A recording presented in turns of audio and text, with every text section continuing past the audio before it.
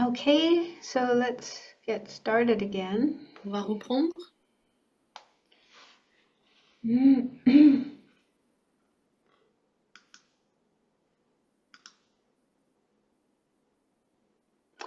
So I thought it would be helpful to do a little bit of Je meditation. pense que ce serait utile de faire un peu de méditation.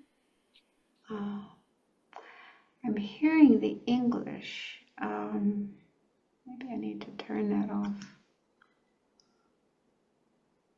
Yeah, let's see. Yeah, so I thought it'd be helpful to do a little bit of meditation on Une petite méditation what I was talking about in the sur last ce dont on a session. parlé pendant la dernière session. Two methods for dealing with problems. Deux One méthodes thinking qu'on peut about utiliser quand on a des impermanence, problèmes. and the other Le fait de thinking réfléchir à about l'impermanence how our pride et can aussi de be réfléchir au reduced fait que and we can les become more problèmes qu'on humble. rencontre nous aident à réduire notre So arrogance et nous rendre plus make humbles. yourselves comfortable Donc and ready détendez-vous, to soyez do prêts some à méditer, meditation. prenez la posture adaptée. So sit in a comfortable position. Assis. Yes, it is. Thank you. Okay, good. Okay, so I was talking about doing some meditation on the two methods I spoke about in the last session for working with problems. So make yourself comfortable. Sit in a good position for meditation with your back straight, but relaxed, not stiff or tense.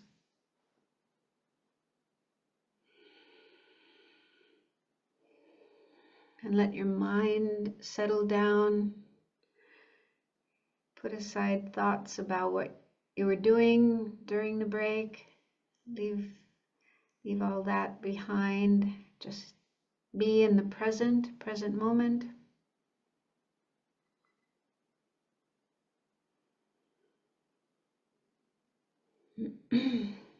So watching the breath can help to settle the mind in the present, because our breath is happening in the present moment. So when we're paying attention to that, then naturally our mind is in the present, not in the past or the future. So do that for a few moments.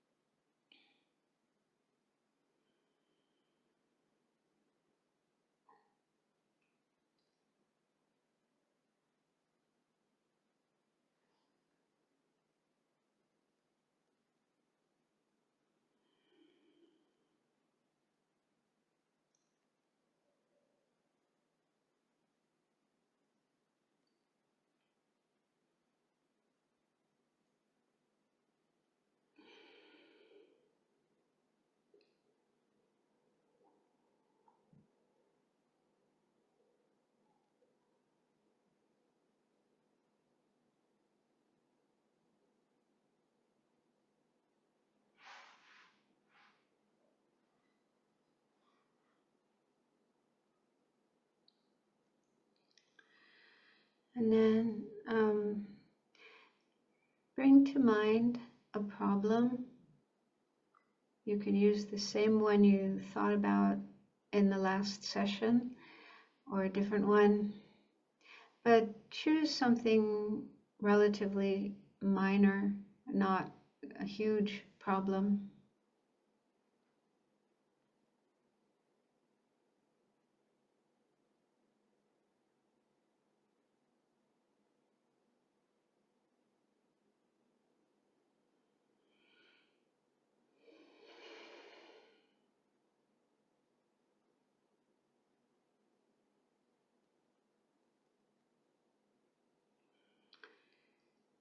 And see if you notice, if you see this problem as permanent, always there, unchanging, and will always be there, will never go away. Do you have that kind of view of your problem?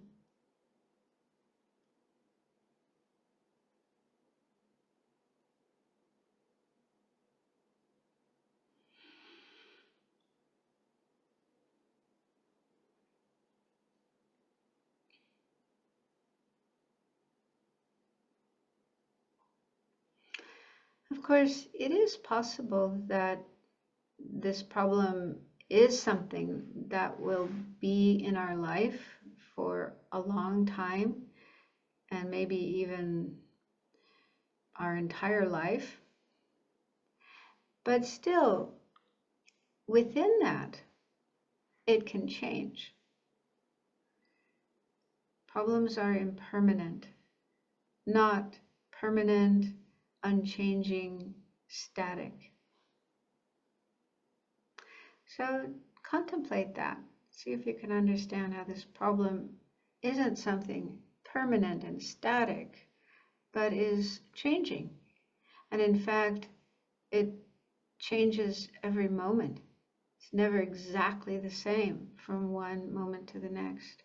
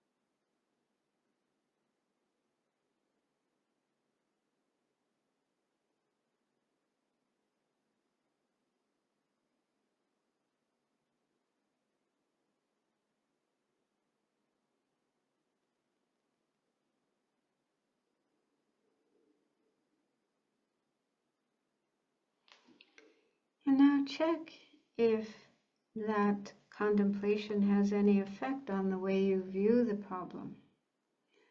Does it seem any lighter, any easier to manage than the way it appeared before?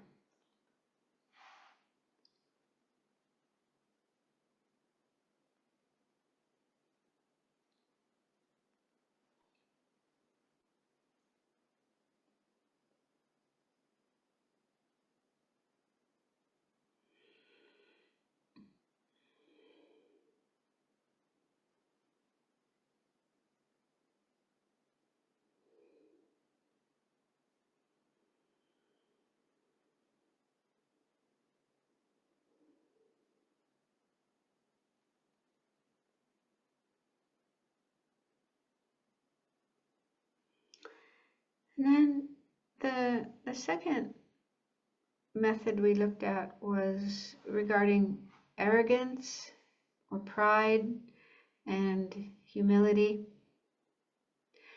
So can you remember a time when things were going well in your life, you didn't experience any problems, or at least any big problems, and maybe you felt somewhat arrogant, conceited, above other people, looking down on other people who did have problems?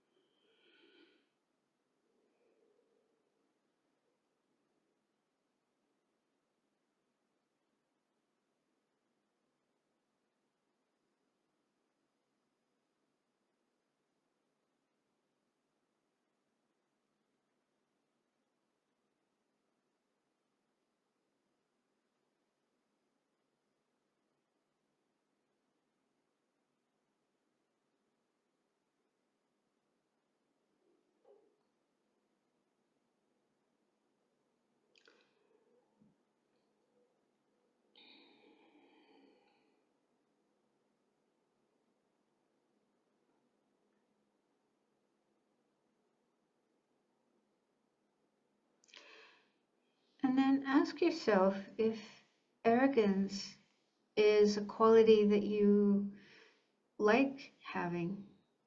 Is it something positive, something you want to continue having? Or can you see that it's not a very nice quality to have?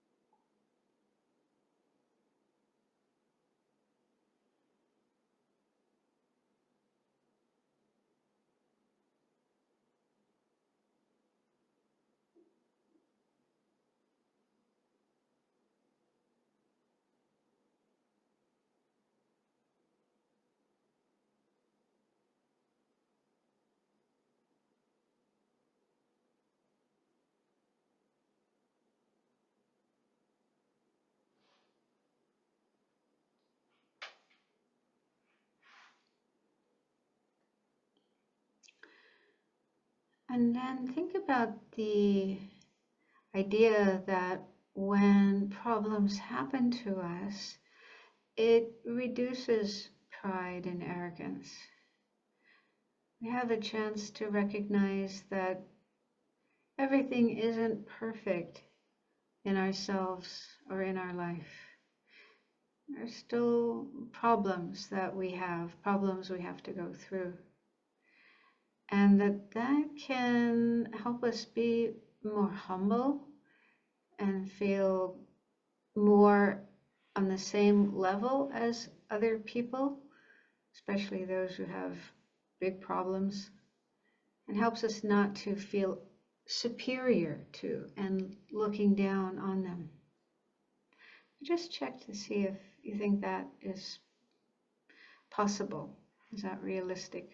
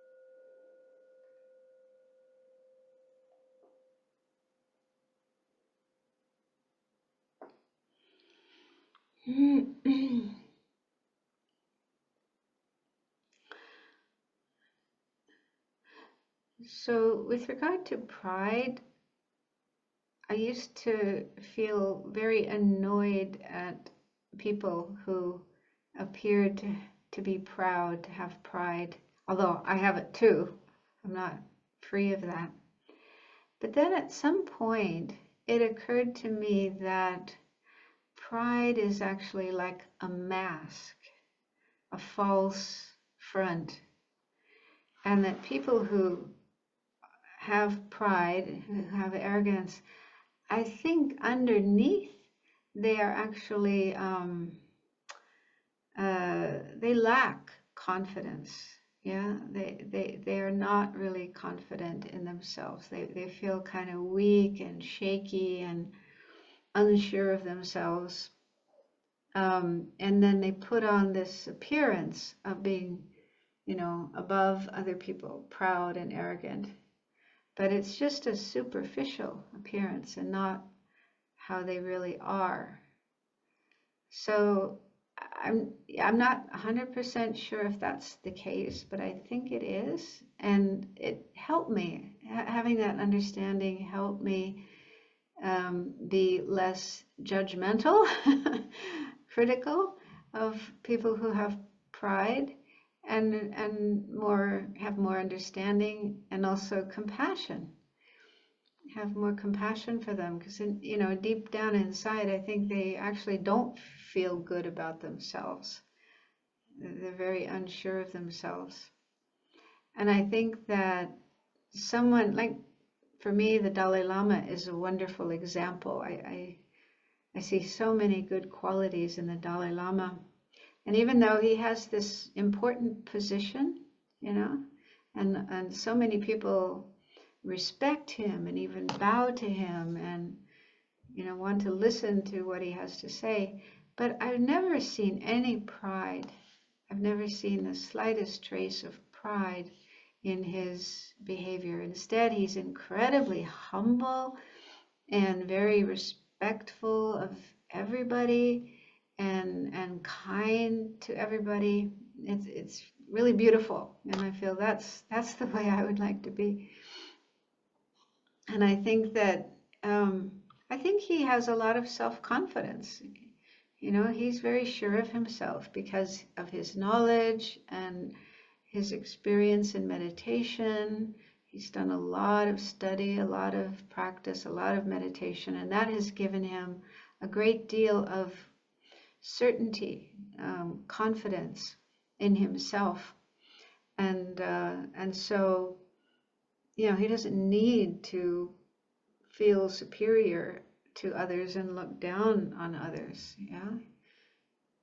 So, yeah, I think someone who really does have good qualities and really does have self-confidence doesn't need pride and doesn't have pride. Pride is really in people who are lacking in self-confidence. But these are just thoughts that I have. I'm not 100% sure. That's something you can check and think about. So there were a few more questions in the chat box from last session. One is in English from Cyril. He says, some problems like reputation look like less prone to change. What would you recommend in this case? I guess you mean bad reputation. Having a bad reputation, that could be a problem. In Buddhism, a Buddhist practitioner, somebody who's following the path, needs to become unconcerned about reputation. Attachment to reputation, concern about reputation is actually something worldly. It's one of the 8 worldly concerns that keeps us stuck in samsara and prevents us from progressing on the path to enlightenment. And so we actually practice to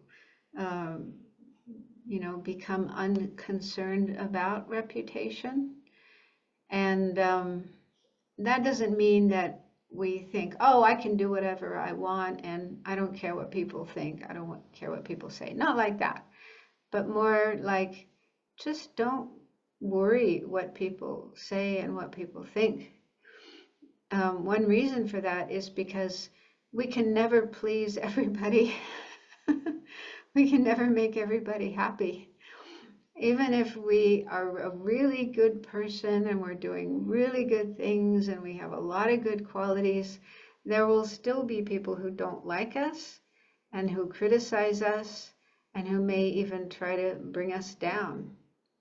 That happened in the case of the Buddha, right? The Buddha, when he was alive, of course, many people respected him and became his followers, but not everybody. Especially like other teachers, other religious teachers. I think they were probably jealous of the Buddha because so many people were following him. And some of them tried to, I don't remember the word, they would make up these stories, like untrue stories. They would spread these stories about the Buddha, that he was, bad and he did bad things. And the Buddha wasn't bothered by that, because he knew it wasn't true. He knew it was just, false, deceptive.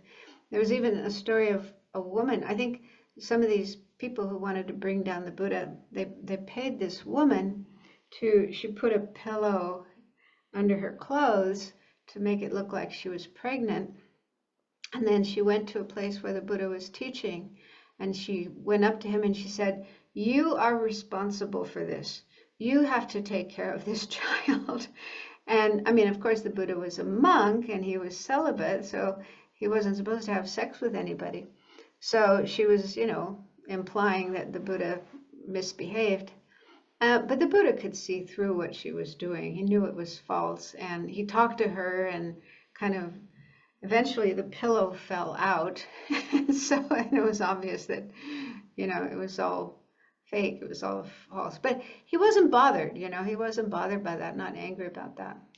And then also the Dalai Lama, there's a lot of people who don't like the Dalai Lama, like especially the Chinese government.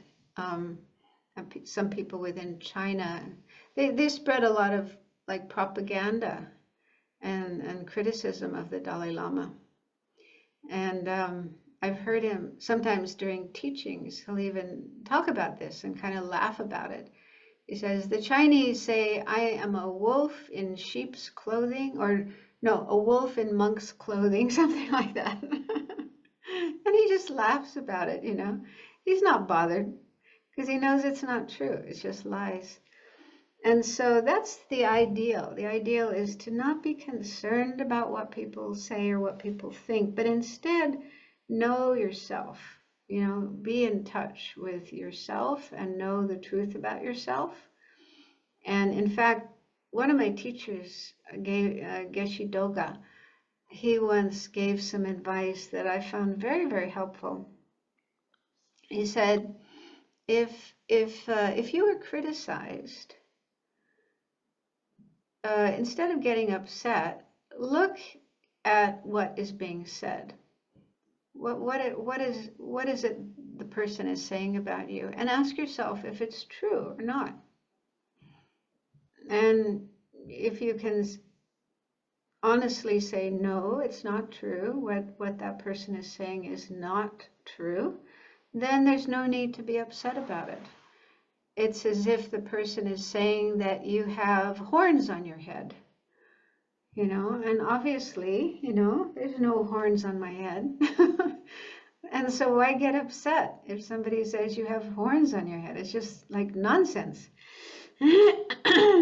So if somebody's saying something that's nonsense, then no need to get upset about it.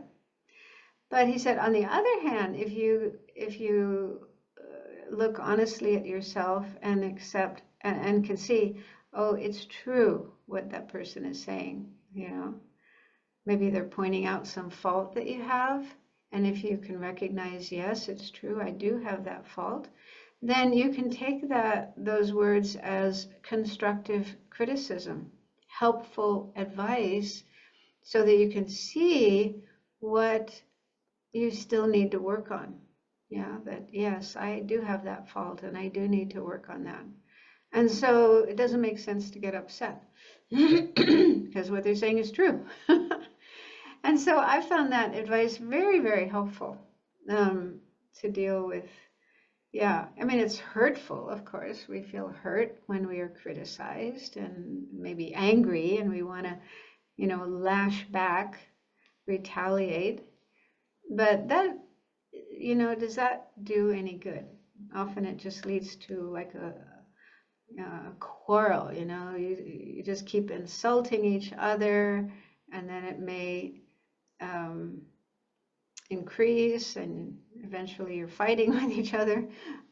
So that's not helpful. Instead, you can use that advice. Is it true what they're saying? If it is, I can work on that. If it's not true, I can just ignore it.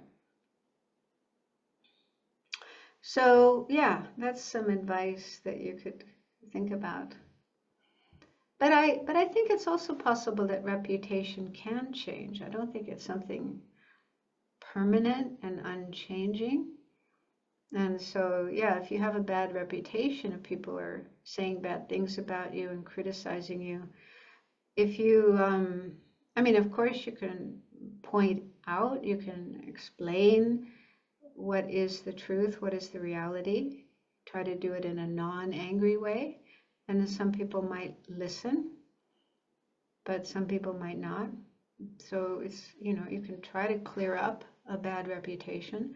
But otherwise, you know, if you just keep living your life in a good way, being a good person, doing good things, then I think eventually people will stop believing that you're a bad person and might change. It's not definite, but it's possible. Like, for example, last year, I don't know if you heard about this, there was this incident with the Dalai Lama where he was accused of being a pedophile. Yeah, somebody posted this little bit of a clip of the Dalai Lama and this little boy in India who wanted the Dalai Lama to hug him. And it blew up into this huge thing, and it was in the, you know, on social media and in the news and all these things. And so it really looked bad, and many Tibetan people were very upset by what people were saying about the Dalai Lama, because they have so much respect for the Dalai Lama, and they said, you don't understand. And so they were, you know, putting up on YouTube, you know, they were making videos, they were making protests, so they were really trying to defend the Dalai Lama. And I don't know what happened in the end, but it seems like it just sort of died out. And I think the Dalai, you know, people still respect the Dalai Lama. Maybe some people don't because of that. But as far as I know, he didn't seem to be concerned about this. You know, he wasn't bothered by it. He just continued doing his practice and his teaching and his work to benefit people. And so I think that's the ideal. The ideal is to not let yourself be bothered by what people say. Because no matter what you do, there will always be some people who don't like you and who criticize you. And that's not what we're trying to do. Our goal in the path is not to make everybody like us and admire us. I mean, that would never happen. It didn't even happen with Buddha. It doesn't even happen with the Dalai Lama. So that's just not possible. So don't worry about that. If some people don't like you, try to be a good person, try to do good things, but don't worry so much about that.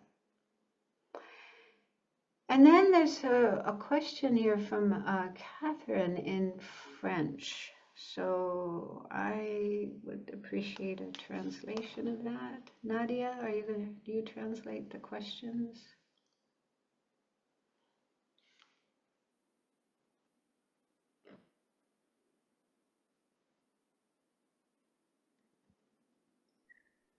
Oui, bonsoir. C'est au sujet de la méditation sur I l'expire. see it in the chat. It's right below the one I just answered from Cyril. It says, lors de la méditation sur l'inspire, on se relie. I don't know how to say it properly, but anyway.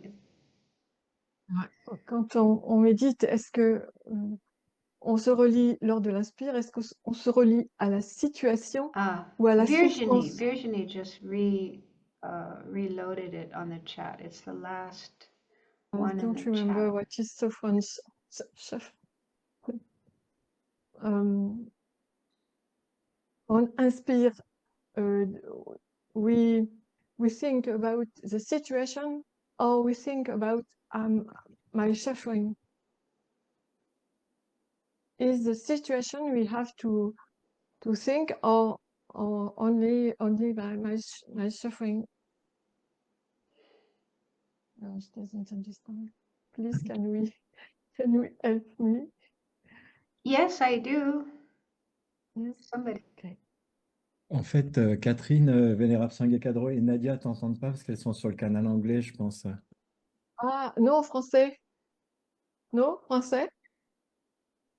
Oui, mais elles sont sur le canal anglais, c'est pour ça qu'elles t'entendent pas. Ah, ok, alors comment Donc, faire? laisse Nadia traduire, puis tu préciseras si besoin. Ok, merci.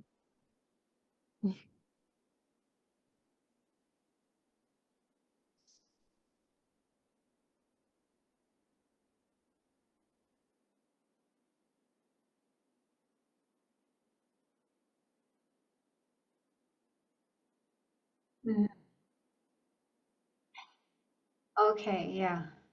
Well, the thing is, I'm not actually a student of Thich Nhat Hanh, so I haven't studied with him. I only saw that in his book, which is called No Mud, No Lotus. And I just found that book and his teachings very beautiful, very inspiring. But I'm not really sure exactly how one would use this advice. I don't think I don't think he means that while doing meditation on the breathing, you think this way with every single breath. I think that would be a bit much. Maybe my guess is, well, okay, you're doing your meditation on the breath, on watching the breath coming in and going out, and you might remember some problem, some problem you have comes to mind, or maybe at that very moment you have some problem, like maybe some pain in your knee, some discomfort in your body. And so I think the advice is, instead of reacting and having aversion for this problem and, oh, I don't want this problem, wanting to push it away. So instead of doing that, he is talking about a way to accept the problem, and say hello, have a friendly attitude towards the problem rather than a hostile attitude. And so, yeah, that was the advice, to, while breathing in, just have awareness that there is a problem. There's this problem, maybe a pain in my knee. I'm aware of it. And then when breathing out, say hello. So just like mentally have this attitude of friendliness and acceptance of the problem instead of aversion to the problem. So my guess, that's just my guess. That's one way that you could use that practice. Because, I think breathing in and breathing out is very soothing, it's very calming. Yeah, and when we're paying attention to our breathing coming in and going out, it has a natural calming effect on our mind and also on our body. So our body and our mind naturally become more calm.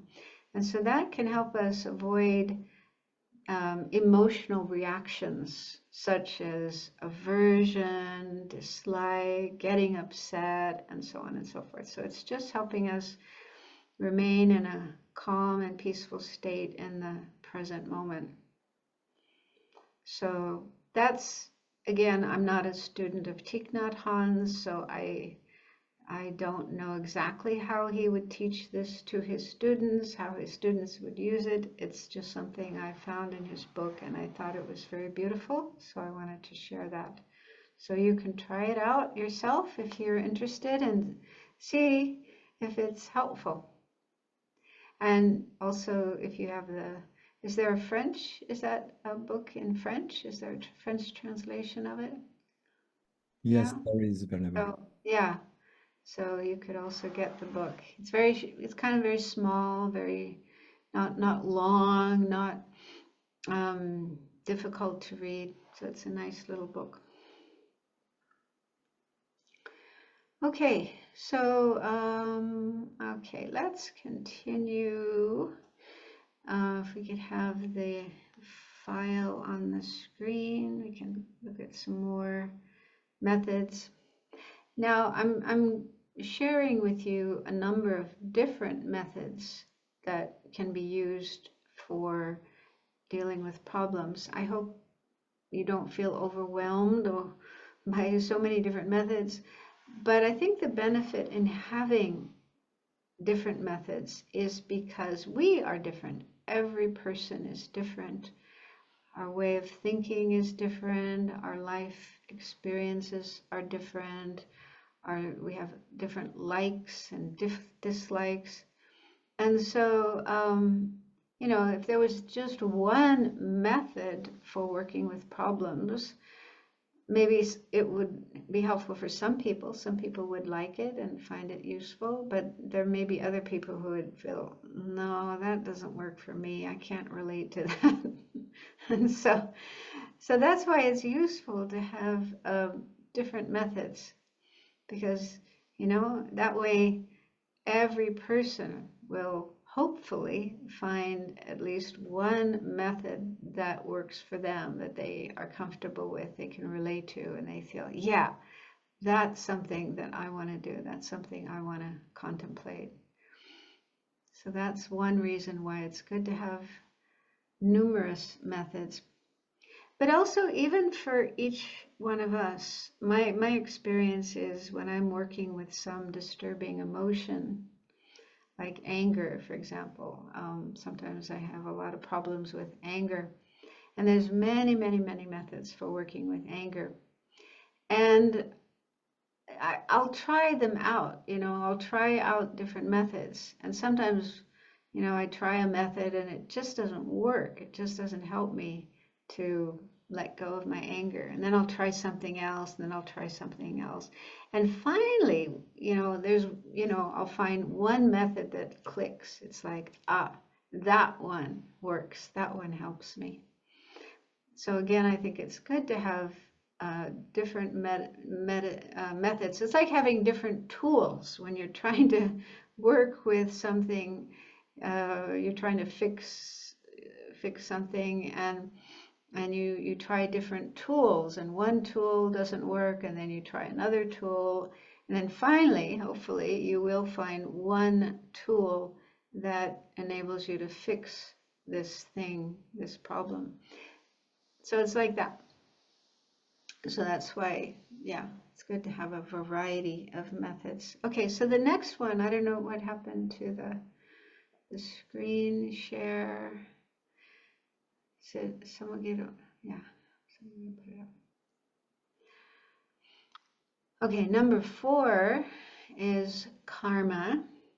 Okay, now I know not everyone is able to believe in karma. Some people have difficulty believing in karma.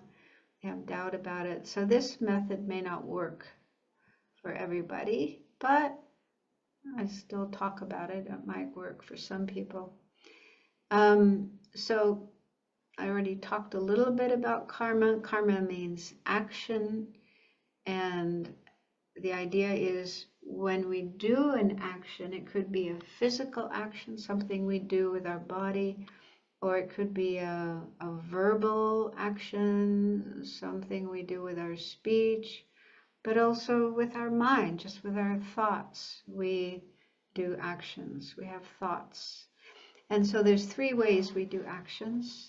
And when we do an action, an imprint is left on our mind. And then if there's nothing that counteracts that imprint, then it will stay in our mind even after many lifetimes. The imprints go with us from one life to another.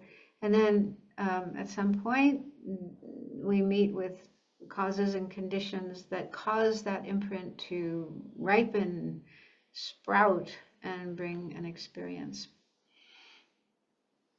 And so that's the source of our problems. Whatever problem, difficulty, unpleasant experience we have is mainly the ripening of our own karma. So we did some harmful action, some negative action in the past. It doesn't have to be this lifetime. It could have been a past life, which we don't even remember. But we did something negative, and as a result of that, we are now experiencing this problem. So somebody who believes in karma, who accepts karma, that's what they would understand. And so when a problem happens, you know, we often blame other people for our problems. We try to find somebody out there that we can point our finger at and say, they created this problem. It's their fault. And then we can get very angry, critical of them, and so on. But someone who believes in karma would think, this problem is the result of my own actions in the past, right? And that's, for example, the Tibetan people, when they had this terrible situation of their country being taken over by the Chinese communists, and many people suffered, including lamas. They were put into prison and sometimes beaten, tortured, starved, forced to work. A lot of suffering, huge amount of suffering. And I'm sure there were some people who got upset about that, but those who were devout Buddhists, who had really studied and practiced Buddhism, thought, well, this is our karma. We created negative actions in the past, and now we are experiencing the result of these actions. And so if you can think that way, if you can understand your problem in that way, you realize it's not right to get angry at others and blame others. It's my own karma that brought me into this situation.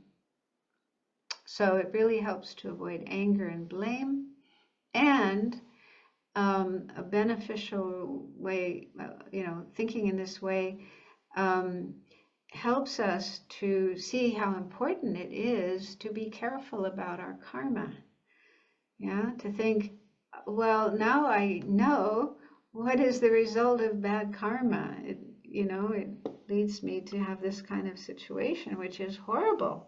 And I don't want this kind of thing happening to me again in the future. And so I really must be careful about my karma and avoid creating negative karma, which would bring more suffering like this in the future. And what I need to do is create good karma, virtue, positive, virtuous actions. So that kind of karma is the cause of happiness. So the good experiences I want, the happiness I want, they are the result of good karma. And so I want to create good karma and stop creating bad karma. So in that way, the problem becomes like a lesson, a teaching in the importance of karma, and help us make a very firm determination to be careful about our karma.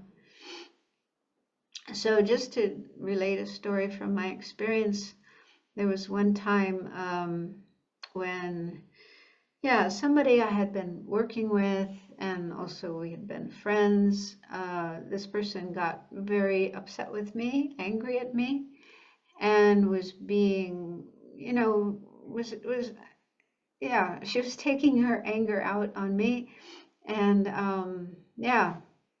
saying things that were hurtful, doing things that were hurtful. And it was hurtful. I did feel hurt by the things she was doing and saying. And so I tried different methods to help me deal with the situation. And I found this method was particularly powerful, very, very helpful. So what I thought was, okay, she's criticizing me, saying hurtful words to me. And I did the same in the past. I didn't even have to think about past lives, but I just thought about this lifetime. And when I was a child, I would sometimes do hurtful things to my siblings. We would get into fights, and I was sometimes quite nasty to my younger siblings. And also with some of my friends at school, I would sometimes mistreat them. So I could remember, doing unkind things to other people just in this lifetime. And then I thought, okay, so now I know what it's like to be on the receiving end of that kind of behavior. Yeah, it's really painful. It's painful to have somebody treat you unkindly. And I thought, I don't want to do this anymore. I never again want to treat anybody this way. And so it made really strong determination in my mind. I made this kind of promise. I am never, ever again going to treat anybody with unkindness and, say hurtful words and do hurtful things. I never, ever want to do that again. So that really came from my heart. And that was very helpful. I mean, that was a helpful lesson to learn from that painful experience. So this again is something that you could try, and if you do have belief in karma, then this can be very, very helpful.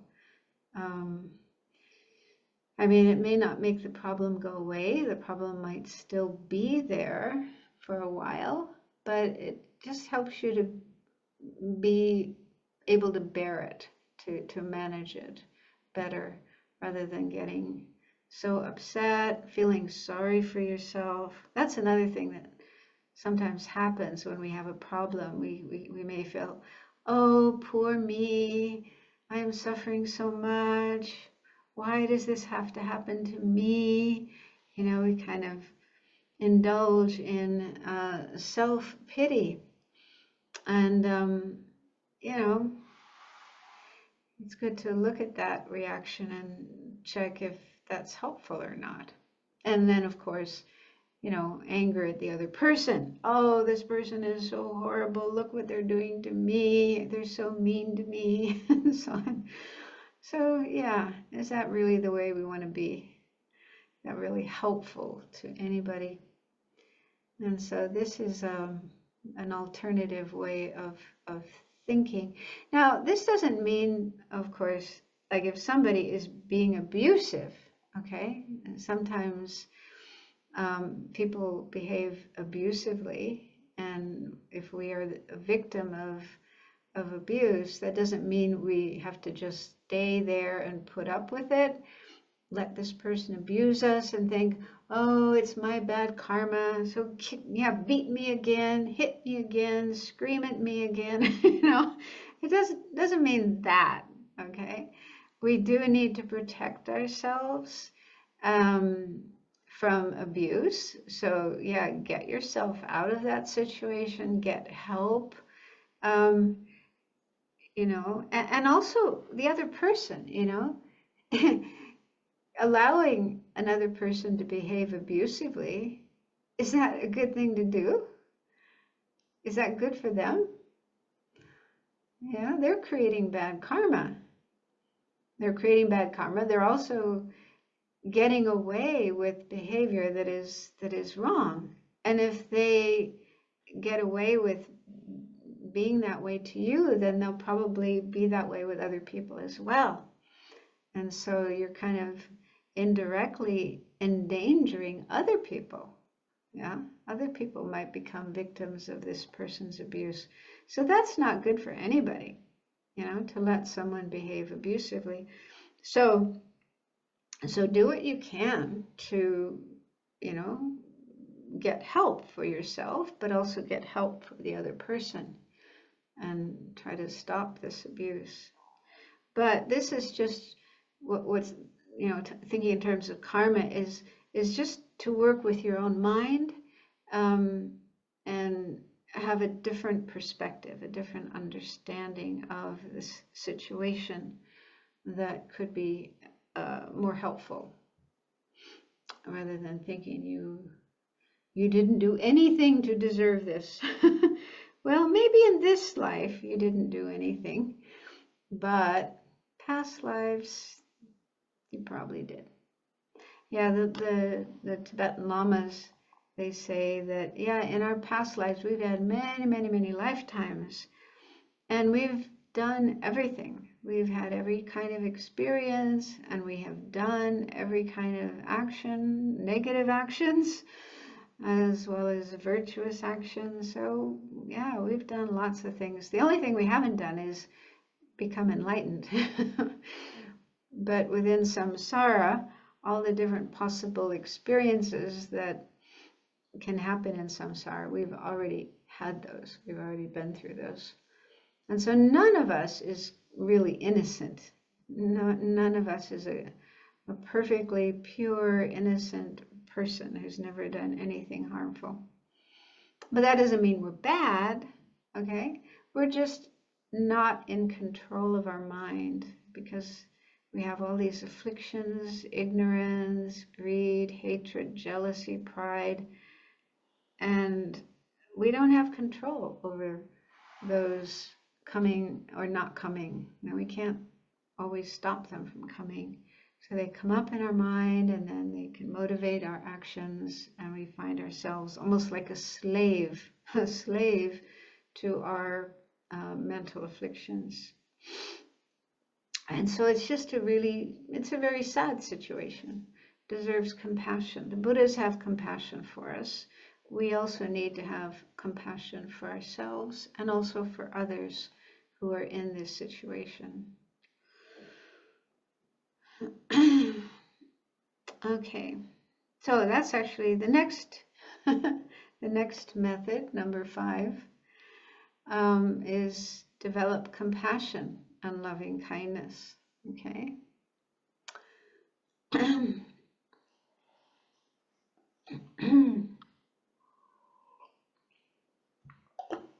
So the idea here, so compassion, when we talk about compassion in Buddhism, compassion is the wish for others to be free of suffering.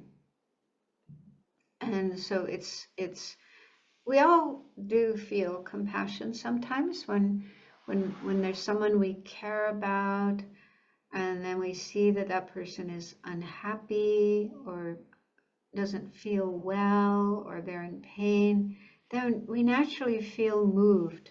You know, our heart is moved, and we want to help them. We want to do what we can to free them from their unhappiness, their suffering, their pain. So it happens easily with people we care about, or with pets, yeah. But it can also happen with strangers. You know, if you see a stranger, someone you don't even know, and you see that they are struggling, they are having difficulties, having problems, then, you know, you may be concerned about them and want to help them and step in and do what you can to help them. So that's compassion, okay? And we do have it, we do feel it sometimes for some people, but we don't have it all the time. And with some people, it's difficult to have compassion, like people who do harmful things, people who cause others to suffer. Then we may have the thought, well, you deserve to suffer. You've hurt others. You've made others suffer. So if you're suffering, well, that's good. That's right. You deserve that. So that's the opposite of compassion. And that comes from ignorance. We don't understand that person deserves compassion too. They're suffering too, and they also deserve compassion. So in Buddhism, the idea is to develop compassion for everybody. and not do it in a selective way, only for our friends and family and those we like, but yeah, for everyone. But that's difficult to do. But it is possible. We can work on our compassion and learn to feel it from more and more and more people and living beings. That's something we have to do if we want to become enlightened, if we want to follow in the Buddha's footsteps. One part of that is to develop universal compassion, great compassion for all living beings. So that's something we work on.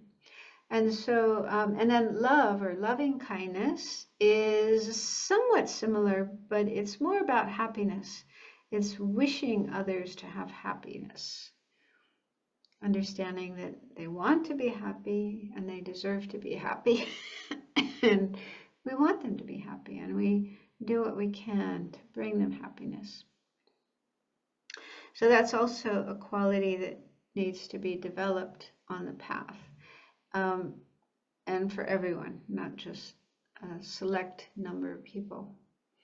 And so when we have problems, difficulties, suffering, then those experiences can be used to increase our compassion and our loving kindness. So with compassion, when we are going through problems and suffering, then we are in a position to understand what others go through. Because there's always other people who have that same kind of problem themselves. Whatever problem we have, we are not the only person in the world who has that kind of problem. There's definitely other people, sometimes millions of people who have the same kind of problem that we have. And so we're in a position to understand what they're going through and have empathy. Empathy is just being able to feel what others feel. So with a problem, some pain or problem or whatever, then we can feel what others feel who have that same kind of problem. And that enables us to have compassion. So compassion is wishing that others be free of that suffering. And loving kindness is wishing them to be happy, wishing them to have good experiences, pleasant experiences, instead of painful, unpleasant ones. And so, a way to use that when you are experiencing a problem is to just pause and take a bit of time and just say to yourself, what I'm experiencing is something that others experience too. Other people, other beings also have this problem. And then you can use, bring to mind specific examples of people you know or you've heard about who have this kind of problem. You can also just use your imagination and, think, like, let's say some illness that you have, a headache, for example, okay? So when you're having a headache, it's fine to take medication to relieve the headache, to relieve yourself of that pain, but it may not disappear immediately. And so while you're still experiencing that pain, you can just contemplate, well, lots of other people have headaches. Even right now, at this moment, there is probably millions of people around the world who have a headache. And so I'm not alone. I'm not the only one. And now I can understand how unpleasant it is, how painful it is for others who have a headache. So that helps you open your heart and have compassion for others. Because, if we don't have our own experiences of suffering, if we don't know what that experience is like, then it's very difficult to have compassion. For example, somebody I know who often gets depressed, suffers from depression, And when she tries to talk to her family members or other people she knows, when she, tells them that she's feeling depressed, they sometimes say something like, well, just get out of it, just get yourself out of that state. And that just makes her feel worse, yeah? I mean, depression isn't something you can just turn on and off, like you can turn on a light switch and turn off a light switch. Yeah, it's very complex, and yeah, it's very difficult. You can't just immediately get yourself out of it. So she feels really hurt when people say that, and it feels like you don't understand. You don't understand what it's like. And on the other hand, a person who has experienced depression, who knows what depression is like, they wouldn't say such words, right? They would maybe sit down and just say some very soothing, comforting words, and maybe invite the person to talk about what they're experiencing, and they'll listen very attentively. So when you've been through an experience yourself, some unpleasant experience, you know what it's like. And so you're in a better position to know what to say and what to do with someone who is suffering. And you're less likely to do things that would just make them feel worse.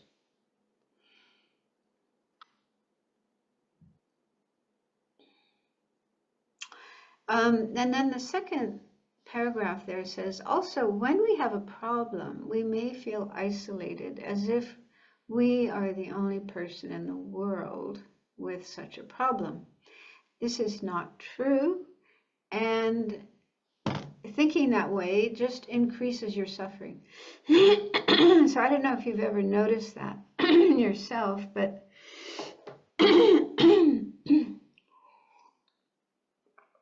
yeah, when we're unhappy, we're going through some problem, then there may be this feeling like, oh, I'm the only person in the world who has this problem, who feels this way, who's suffering like this. And if we think that way, then that makes us feel distant from others and cut off from others and alone, isolated from others. And that just increases your suffering. On top of your problem, your suffering, then feeling alone and cut off from others, that just makes your suffering worse, right? And it's not true. It's just not true that you're the only person in the world who feels that way. There's other people who have this same problem too, who've had it in the past, who have it in the present, who will have it in the future. So it's a common problem. Maybe not everybody has it, but there are people who do. And so if you think that way, if you remind yourself of that, then you feel connected with others instead of alone and cut off. You feel you are connected with other people. And so that alleviates that sense of loneliness that you feel. And also, another thing that can happen when we have a problem and we have the tendency to get absorbed in our problem, yeah? We think about it again and again, we worry about it, we feel bad about it. And that kind of preoccupation or obsession with our problem can make it seem bigger. It almost like it grows bigger and bigger. And we have an expression in English, making a mountain out of a molehill. Molehill is just like a little mound made by this little animal, a mole, that lives underground. And so that's what can happen with our problem. It may not be such a huge problem to begin with, but because we get obsessed with it, we keep thinking about it and worrying about it over and over and over again, then it can seem to grow and become really huge, like a mountain. And So when we think about other people who have problems, one thing we can realize is that other people have problems that are even bigger than ours, greater than ours, worse than ours. Yeah. For example, depression. Yeah, I get a little bit depressed sometimes, but it's never been that bad. And I hear about people who have such extreme forms of depression they can't even do anything for themselves. And they have to go into a facility like a hospital, a mental hospital, and take a lot of medications, and because they won't even get out of bed. They won't even eat. They won't even do anything for themselves. They're just so deeply absorbed in their depression. So I think about that, and I think, okay, yeah, I have some depression, but it's not that bad. It's not as bad as what some people have. And so in that perspective, then I can see that the problem that I have isn't so big, isn't so bad. And so it sort of seems smaller rather than huge. And so, yeah, that is a helpful way of thinking. Yeah. You compare your problem with the problem others are experiencing, you can see that it may be bad, but it could be worse. What other people experience is worse. And that gives you a sense that, okay, this problem isn't so bad. I can handle it. I can manage it. And you don't feel buried under it, overwhelmed by it, but you feel you can be on top of it and manage it. Okay, does that make sense? Any questions so far?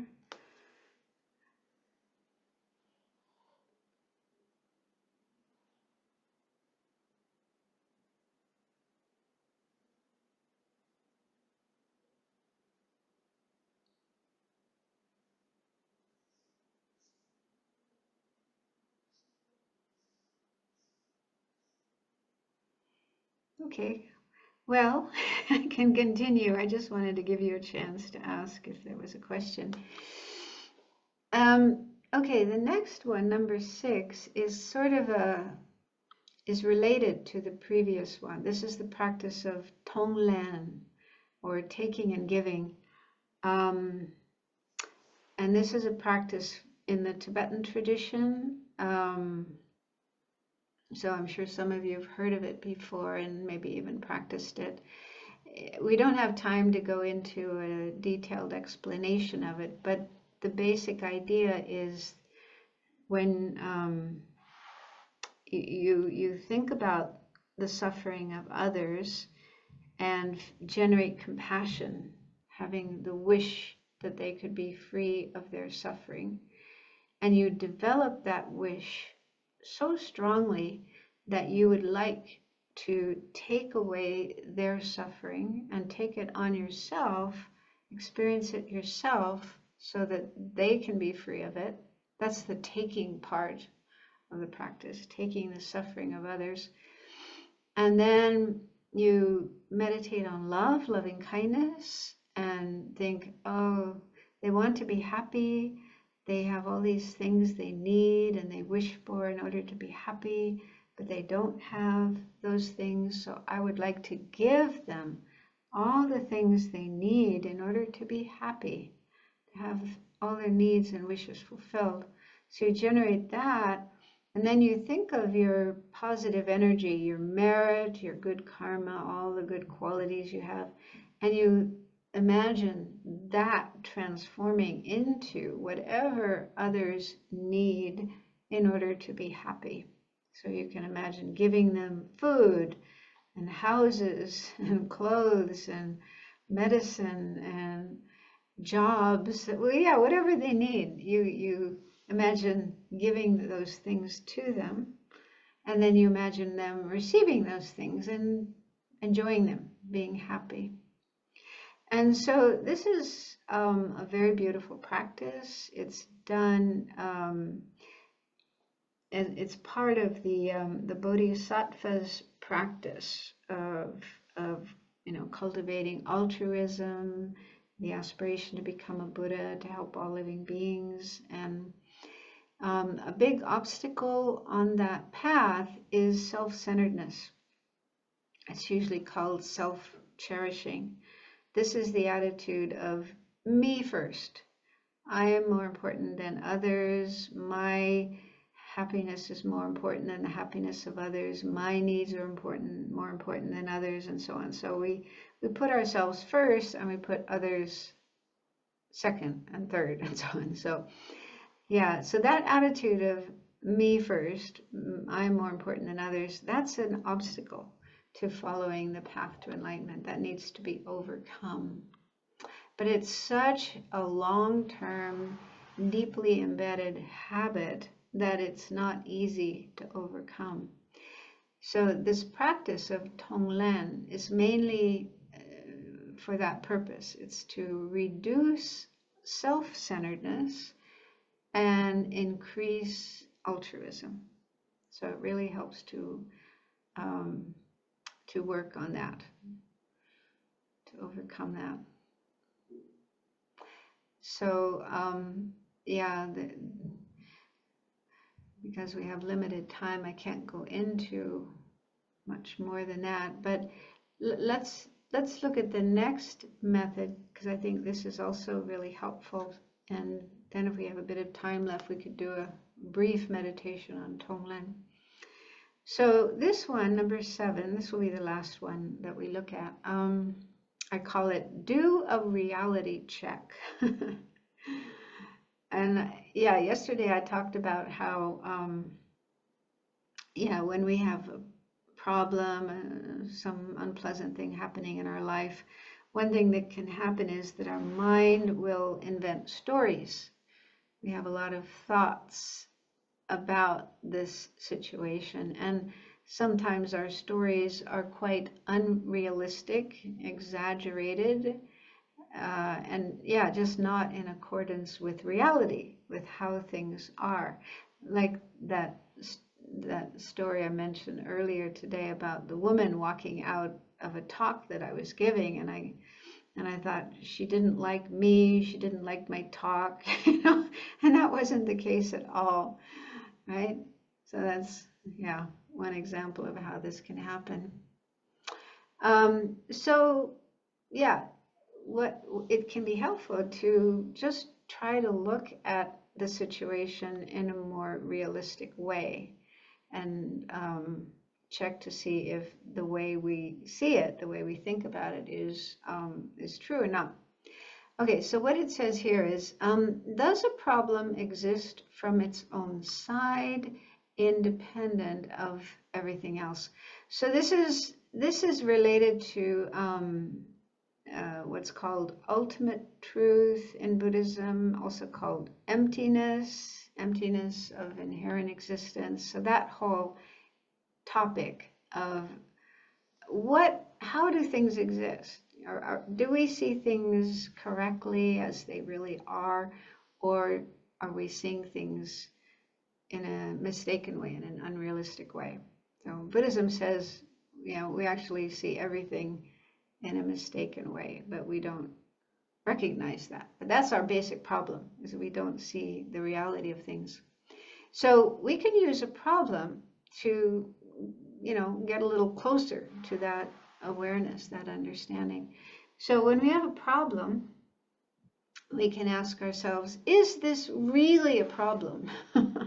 Is this situation, this experience, really inherently existing, independently existing, objectively existing problem? If it really was a problem, then it would appear as a problem to anyone else who is going through it. However, what one person sees as a problem may not be a problem to somebody else. What we see as a problem may not be a problem to others. So an example might be food. Yeah. So if we're invited to have a meal somewhere, and we're served this food, and we might look at that food and think, oh, this is terrible. I can't eat this. This is awful food. And so, you know, in our mind, in our way of thinking, that's how we see the food. We see it as totally undelicious, even inedible. But if it was really like that from its own side, if the food was really horrible from its own side, everybody else would see it in the same way we do. And that may not be the case. Yeah, some people might think, oh, this food is delicious. I love it. For example, yeah, just one example in my own case, chili, right? There are people who love hot chili sauce. I have never liked chili, and I don't understand how anybody else could like it. If it's in the mouth, I just suffer. For me, that's suffering. And I know for other people as well. Other people suffer when the food is too hot. But there are people who love it. I see people put lots of chili sauce on their food, and they eat it with a great deal of joy. So, yeah, what's suffering for one person is enjoyment for somebody else. That's one example of that. But it's similar with other types of experiences, like music. Okay, right? Everybody has their own music that they like, and yeah, some music I listen to and I think, oh, that's terrible music, you know. And then you see other people like really enjoying it, really happy listening to that music. And then, yeah, the music that I like, other people would go, oh, why do you like that? So those are some examples of this. But this could be useful for us especially if we're getting overly upset and yeah, self-pitying, feeling sorry for ourselves because of what we're having to go through. It can be helpful to check, yeah, is this really a problem from its own side, inherently independently, or is it at least partly my mind, my perspective, my way of thinking, or my likes and dislikes, my habits, and so on. And so if we do this, it can really help us to not see things so concretely. Lama Yeshe used to use the term concrete view. You know, concrete is something really hard and solid and almost unbreakable. And so what he meant by concrete view is where we think that my perspective, my way of seeing things is true, absolutely true. It's the only way that there is to look at things. Everyone else should see things the same way as me. So that's like concrete view. We're very attached to our view of things, our way of looking at things, our way of experiencing things, as if that is absolute and concrete.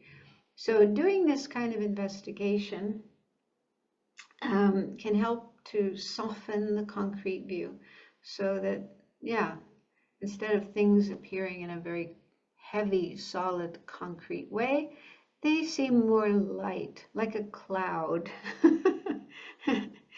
Yeah, and then we realize, yeah, well, the way I'm seeing things has a lot to do with my own mind, the way my mind is working, and other people have their perspectives, which are equally true, equally valid. Yeah. So that can help us not be so upset about things that we don't like, that we find problematic. Okay, so that's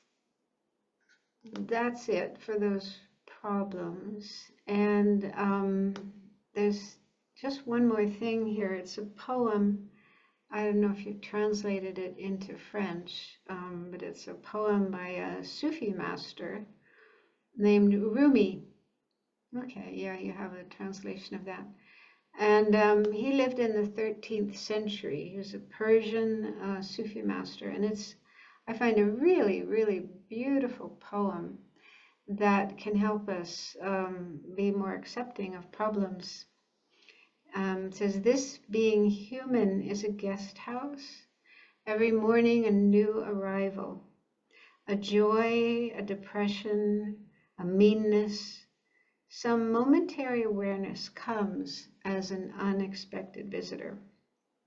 So he's talking about how, yeah, we just find these different experiences happening in our mind unexpectedly, and they're momentary. Yeah, they're like guests coming to a guest house. They're not permanent. They come and they go. And so he says, "Welcome and entertain them all. Even if they are a crowd of sorrows who violently sweep your house empty of its furniture, still treat each guest honorably. He may be clearing you out for some new delight." So that's pretty amazing. I mean, that's what I've been talking about, and also Thich Nhat Hanh, saying hello to our problems and welcoming them. Because the last line says, "He may be clearing you out for some new delight," right? So problems can help us. They can teach us. They can help us to grow and experience good things, more compassion, more wisdom. Yeah. So if we can be open to our problems and accepting our problems, then we can learn from them. And then the last verse says, "The dark thought, the shame, the malice, meet them at the door, laughing, and invite them in. Be grateful for whatever comes, because each has been sent as a guide from beyond."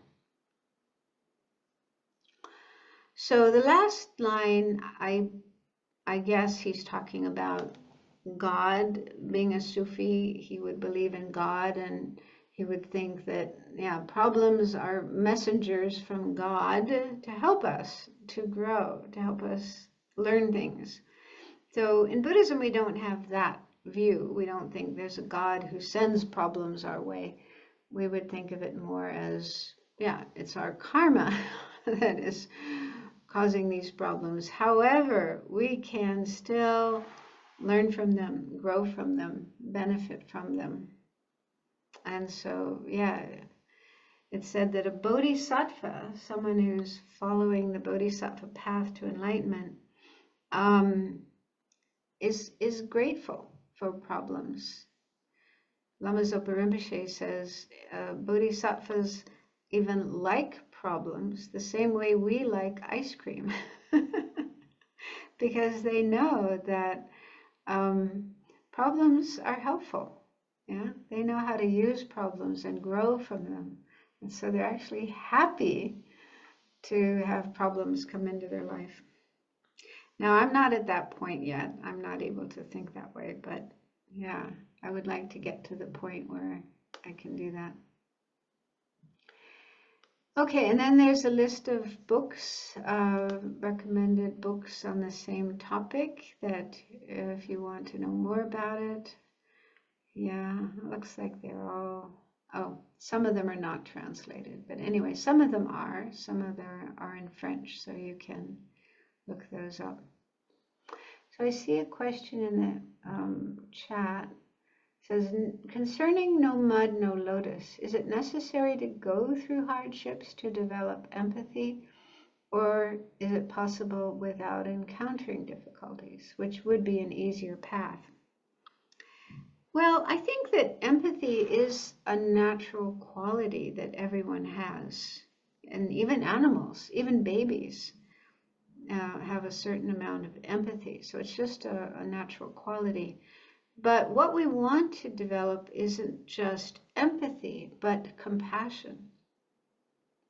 Compassion goes beyond empathy, because we actually want, when we realize someone else is unhappy or suffering, we want to help them. We want to reach out to them and do what we can to relieve their suffering. And for a bodhisattva, someone wanting to become enlightened, they need to develop this compassion to such an extent that they are willing to do anything, go to any lengths to develop their qualities and become enlightened, to be able to help others. So they need to develop really strong, powerful, and universal compassion for everyone, for every living being.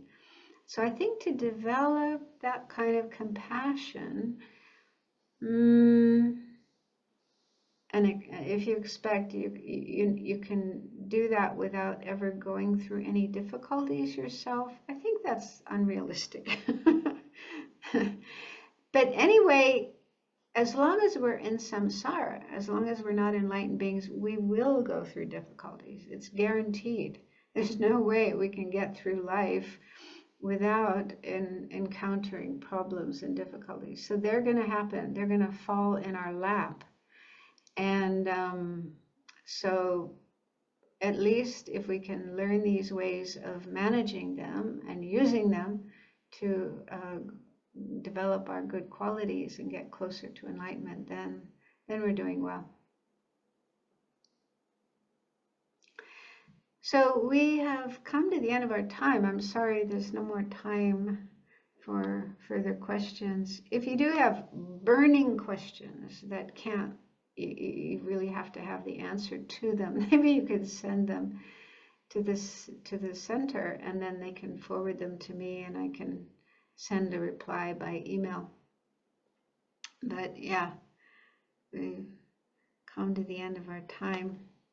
So I hope this has been beneficial for you, and that you will be able to, you've learned things that are useful, and you will be able to continue using them in your life, to learn how to manage problems better and not become overwhelmed by them, and learn from them, grow from them. That's the beautiful thing. They can help us become wiser and more compassionate. So let's conclude with some dedication prayers. We have some on the screen. So think of all the good energy we've created, coming together, doing this course, and let's share it with other beings, wishing them to have happiness and freedom from suffering, and wishing to become enlightened, for all of us to become enlightened. Due to the merits of these virtuous actions, may I quickly attain the state of a Guru Buddha and lead all living beings without exception into that enlightened state.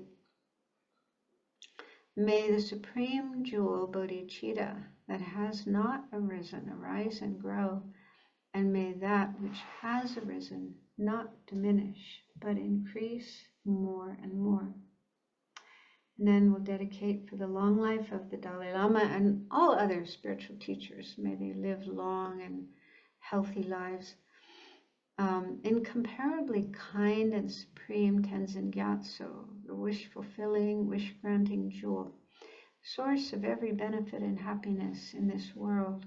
May you have a long life and all your holy wishes be spontaneously fulfilled.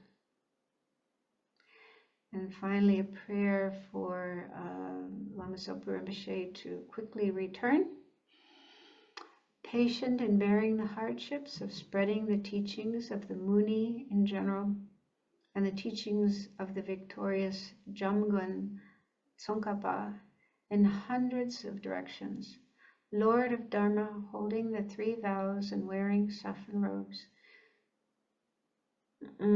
Please return quickly as the glory of the peerless teachings.